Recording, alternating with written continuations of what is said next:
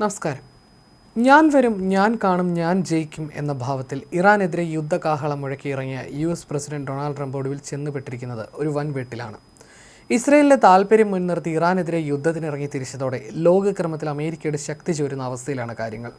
40 ദിവസം നീണ്ടുനിന്ന operation EPIC fury വെടിനിർത്തലിലെത്തിയെങ്കിലും ഇറാനുമായി കരാറുകളൊന്നും തന്നെ ഉണ്ടാക്കാനായില്ല. ട്രംപിൻ്റെ വിഡിത്തമാണ് ഇറാൻ യുദ്ധമെന്ന് വിലയിരുത്തുന്നവരും അമേരിക്കയിലുണ്ട്. റഷ്യയും ചൈനയുമാണ് US തുടങ്ങിവെച്ച യുദ്ധത്തിൻ്റെ നേട്ടം കൊയ്യാൻ പോകുന്നവർ.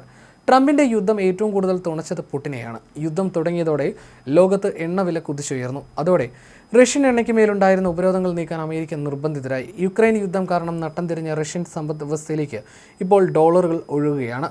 ലോകരാജ്യങ്ങൾ ഇപ്പോൾ ആയുധത്തിനും എണ്ണയ്ക്കുമായി ക്യൂ നിൽക്കുന്നത് മോസ്കോയുടെ വാതിലിലാണ്. ഭാവിയിൽ ഗൾഫ് നാടുകൾ അടക്കമുള്ളവർ ആയുധങ്ങൾക്കായി റഷ്യയുമായി കൂടുതൽ കൈകോർക്കാനാണ് സാധ്യത. ചൈനയാകട്ടെ ഈ യുദ്ധത്തിൽ തലച്ചോറ് കൊണ്ടാണ് കളിച്ചത്. വെടിനിർത്തലിന് ചുക്കാൻ പിടിച്ചതിലൂടെ പശ്ചിമേഷ്യയിലെ വലിയേട്ടൻ തങ്ങളാണെന്ന് ഷീ ജിൻപിങ്ങും തെളിയിച്ചു. അമേരിക്കയുടെ ശത്രുവായ ഇറാനെ സ്വന്തം പാളയത്തിലെത്തിച്ച് ചൈനയും റഷ്യയും ചേർന്ന് പുതിയൊരു ചേരിക്ക് രൂപം നൽകി കഴിഞ്ഞു. അമേരിക്ക ഇറാനുമേൽ സമ്മർദ്ദം ശക്തമാക്കുമ്പോൾ അത് ഇറാനെ കൂടുതൽ റഷ്യൻ ചൈനീസ് ചേരിയിലേക്ക് അടുപ്പിക്കുകയാണ് ചെയ്യുന്നത്.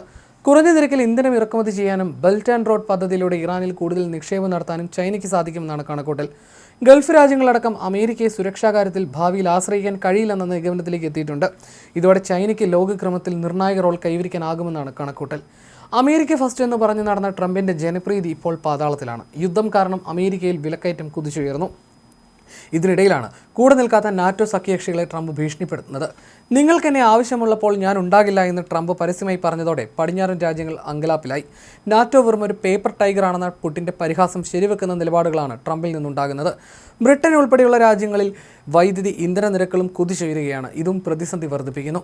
യുദ്ധത്തിൻ്റെ ഏറ്റവും വലിയ ആഘാതം ഏറ്റുവാങ്ങേണ്ടി വന്നത് ഗൾഫ് രാജ്യങ്ങൾക്കാണ്. ടൂറിസവും എണ്ണക്കച്ചവടവും തകർന്നു. മിസൈലുകൾ ചീറിപ്പാഞ്ഞപ്പോൾ ദുബായ് അടക്കമുള്ള നഗരങ്ങൾ ഭീതിയിലായി. എന്നാൽ ഈ അവസരം മുതലെടുത്ത് നോർവേയും കാനഡയും അവരുടെ എണ്ണക്കച്ചവടം പൊട്ടിപ്പൊടിക്കുകയാണ്. ലോകത്തിന് വിശ്വസിക്കാവുന്ന ഇന്ധനദാതാക്കളായി തങ്ങൾ മാറുന്നുവെന്നാണ് കാനഡയുടെ പ്രഖ്യാപനം. വടക്കൻ കടലിലെ എണ്ണ ഉൽപ്പാദനം റെക്കോർഡ് വേഗത്തിൽ വർദ്ധിപ്പിക്കാൻ നോർവേയും നീക്കം തുടങ്ങി.